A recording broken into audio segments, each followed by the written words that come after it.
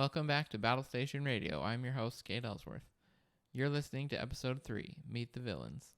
If any of you are following Star Wars news, you'll know that instead of Ahsoka releasing on Wednesday, it's now releasing tomorrow at 9 p.m. Eastern, which is 6 p.m.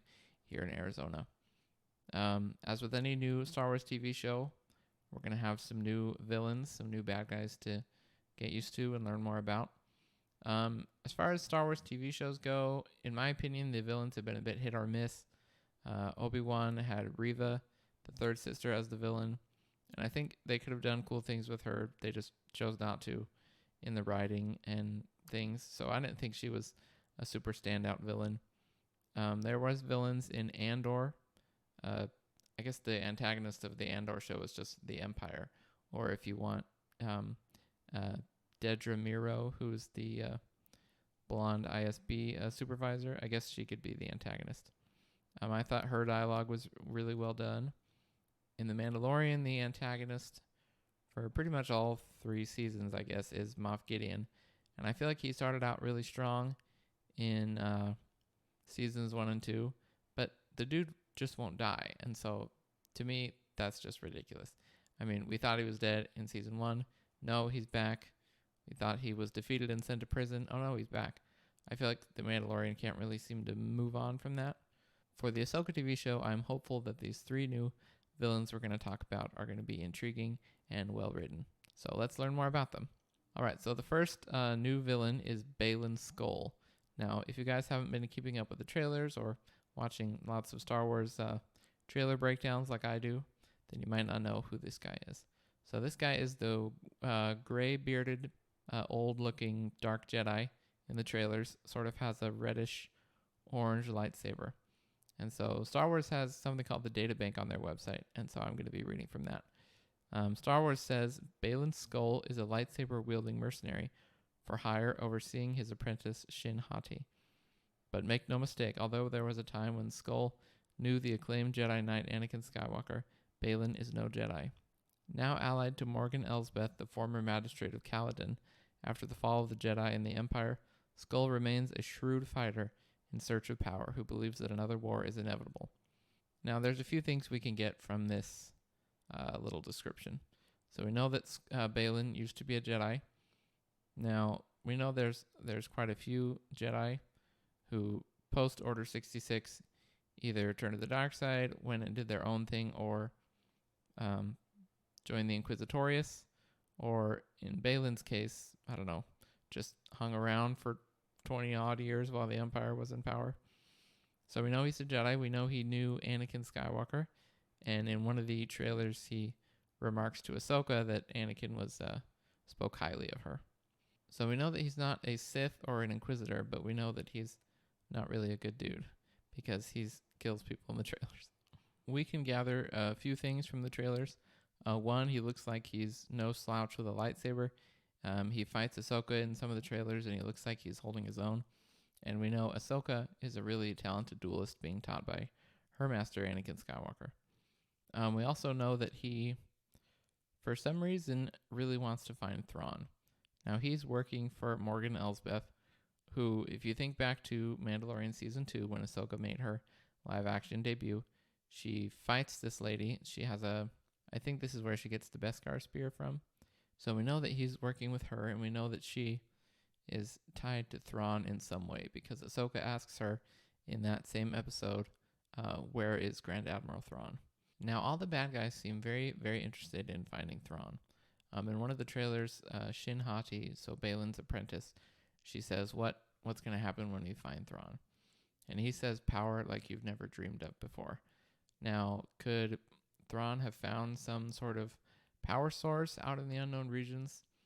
Could Baylan just be talking about how if they ally themselves with Thrawn and Thrawn succeeds in taking back the galaxy from the New Republic, that they'll be in a position of power? Personally, my theory is that their faith in Thrawn is a bit misguided. We know Thrawn isn't a super fan of Force users. For instance, when he encounters the Bendu, he looks pretty freaked out in Star Wars Rebels, and he sort of says, like, what sorcery is this, you know?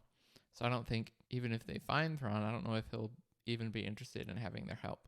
I don't think Thrawn necessarily needs to mediocre dark side Force users to take back the galaxy. So it'll be interesting to see when they find Thrawn what his reaction is and how that all pans out. Now the next new villain that we're going to be introduced to in Ahsoka is called Shin Hati. Now she's sort of the blonde female figure with the orange lightsaber in the trailers. So the Star Wars databank entry says, Shin Hati is the eager apprentice of Baylan Skoll. She is adept at lightsaber combat, a skill she uses in their work as mercenaries allied to Morgan Elsbeth, the former magistrate of Caladan. Now, we know even less about Shin than we know about Baylan. All we really know is that she is his apprentice. She looks too young to have been alive during the Clone Wars, so it's possible she's just a Force user that he found and started training. She also looks to be decent with a lightsaber. We see her fighting Sabine in one of the trailers. We see her taking out some New Republic soldiers. So basically, all we know is that she's Baylan's apprentice. So we'll see where that goes in the show. And then the third new villain that we've been introduced to that they just recently came out with a databank entry for is Marrok, and he's an Inquisitor. So it says, once an Inquisitor hunting Jedi for the Empire, the mysterious Marrok now works as a mercenary for Morgan Elsbeth to carry out dark deeds. Fully encased in battered battle armor, that's like a tongue twister, the warrior still carries a red double-bladed saber with a circular hilt. So it's interesting that his name is Marrok, which is sort of similar to Marrok, Galen Marrok. If you played the Force Unleashed, you'll know who I'm talking about. I think that would be really cool to have it be Sam Witwer playing some version of Galen Marrok or Starkiller. That would be awesome. I don't know if they're going to do that. There's already lots of characters from Legends coming back in Star Wars right now. And I think if they were going to bring back Starkiller, I think it would be way better for him to have his own show, his own movie, have that be its own thing. The other option for who it could be, unless it's just some, random Inquisitor from the Empire, is Barriss Offee. Now, if you remember, Barriss Offee was friends with Ahsoka during the early parts of the Clone Wars. Towards the end of the Clone Wars, she became disillusioned with the Jedi, framed Ahsoka for murder. That ended up with Ahsoka leaving the Jedi Order. So Barriss Offee and Ahsoka are not friends, and it would be cool to see her come back from the Clone Wars and try to make more trouble for Ahsoka. I think that'd be really cool. Marrok's figure in the Clone Wars, he's sort of an imposing, it looks like a man under the body armor, but who knows? Barriss Offee could be pretty messed up after 20 years of the Empire ruling the galaxy.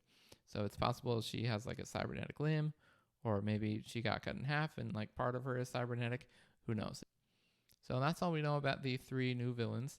I didn't mention Morgan Elsbeth, the lady that Ahsoka fights in Mandalorian Season 2. We don't really know all that much about her, and she's not new, right? We already knew about her, so that's why I'm not mentioning her in this episode. Well, I hope you guys are as excited for the Ahsoka premiere as I am. Excited to learn more about these new villains. I hope they are awesome. Okay, Star Wars fans, that's about all I had to cover in this episode of Battle Station Radio. Thank you so much for supporting the podcast. Remember, we can be found on Facebook and Instagram, as well as YouTube if you prefer to watch your podcasts in video format. Thanks for listening. See you next time. May the Force be with you, always.